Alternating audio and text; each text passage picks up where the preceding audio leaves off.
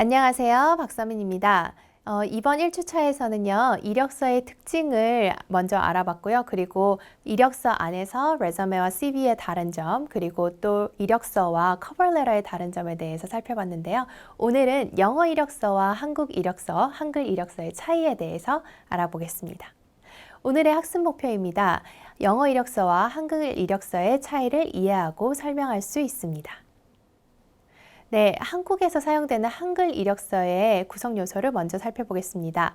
한글 이력서는 여러분 익숙하시죠?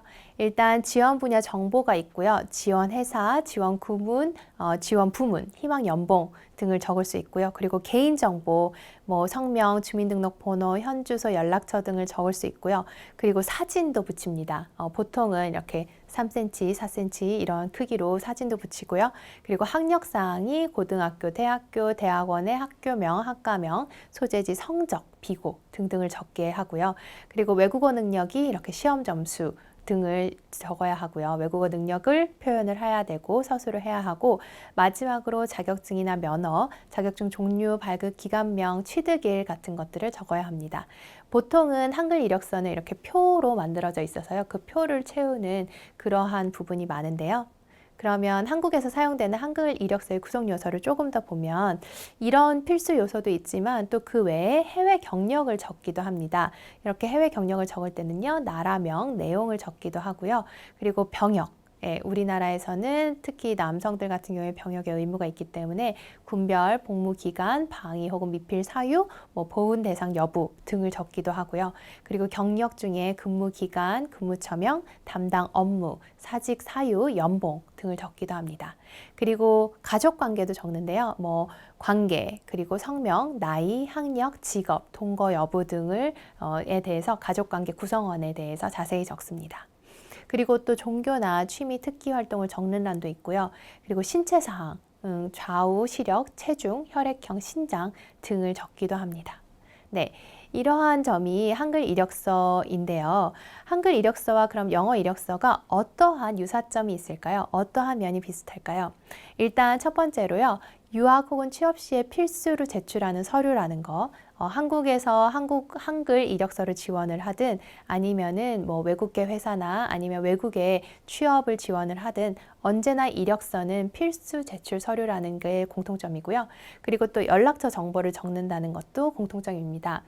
내가 자주 사용하는 핸드폰 번호를 적는다던가 아니면 나의 주소를 적는다던가 이렇게 연락처 정보를 공유하는 것 역시 한글 이력서와 영어 이력서의 공통점이고요.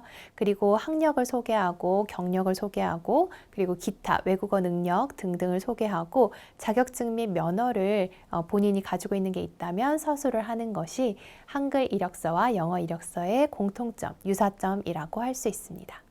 그러면 한글 이력서와 영어 이력서의 차이점은 뭘까요?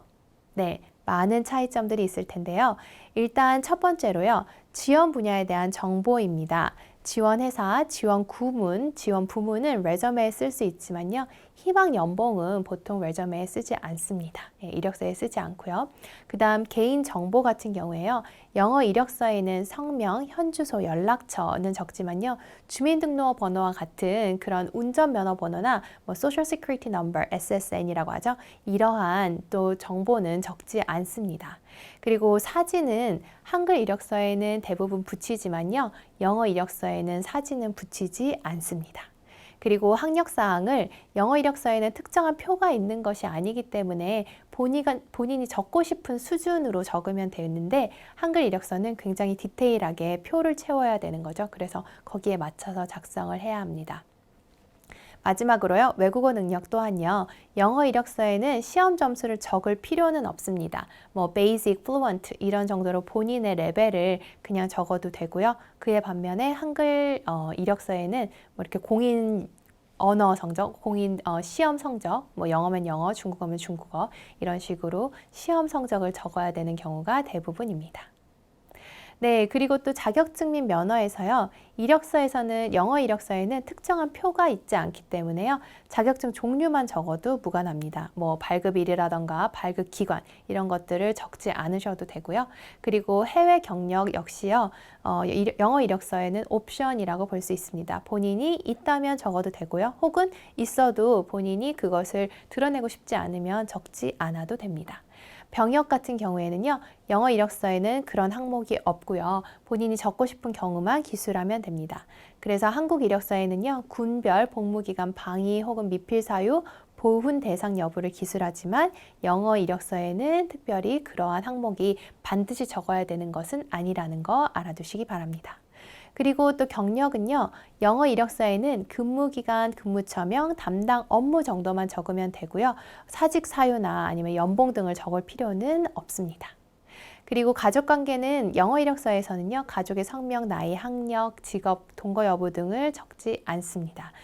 영어 이력서에서는요, 본인이 굉장히 중요하고 그 주변에 있는 사람들보다는 본인에게 포커스를 맞춰진 이력서라고 생각하시면 됩니다. 그리고 종교 취미 특기도요. 영어 이력서에 취미 특기를 적을 수는 있지만요. 종교를 적지는 않습니다. 마찬가지로요. 굉장히 프라이빗하고 퍼스널한 것을 굳이 적을 필요는 없습니다. 신체 사항 역시 영어 이력서에는 적지 않습니다. 네, 오늘은 영어 이력서와 한글 이력서의 차이점, 유사점과 차이점에 대해서 알아봤습니다. 다음 시간에는요. 이력서의 다양한 양식들을 살펴보도록 하겠습니다. 감사합니다.